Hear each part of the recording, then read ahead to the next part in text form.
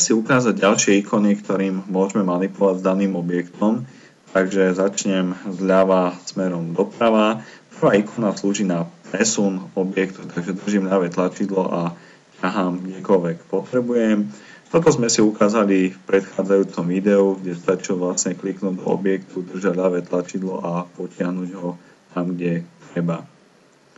Druhá ikonka slúži na rotáciu objektu, takže kliknem do nej, ľavé tlačidlo držím a ťahám myšku smerom doprava alebo doľava.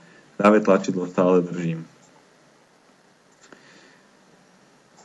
No, trošku to upravím, aby som daným ikonkám videl a posuniem to na pôvodné miesto.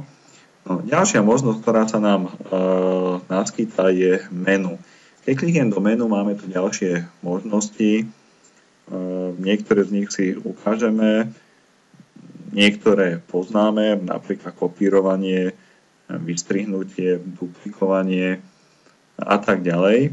Túto menu ponuku môžeme vyvolať aj kliknutím pravým tlačidlom do daného objektu, respektíve na tere k interaktívnej tabule máme tlačidlo, ktoré simuluje práve tlačidlo.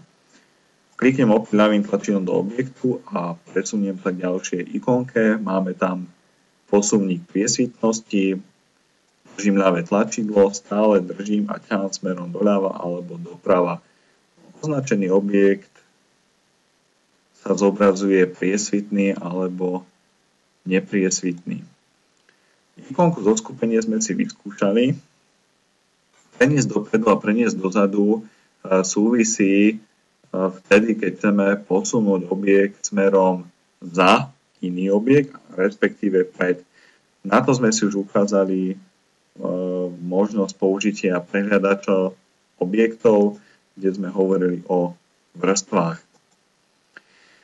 Ďalšia ikona slúži na duplikovanie, takže koľkokrát kliknem na duplikovať, tak koľkokrát sa mi daný objekt duplikuje.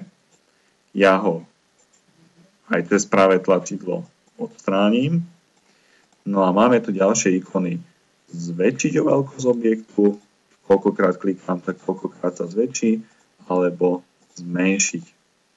Zväčšenie a zmenšenie môžeme robiť napríklad kliknutím do pravej spodnej časti, držaním ľavého tlačidla a ťahaním dovnútra alebo smerom von.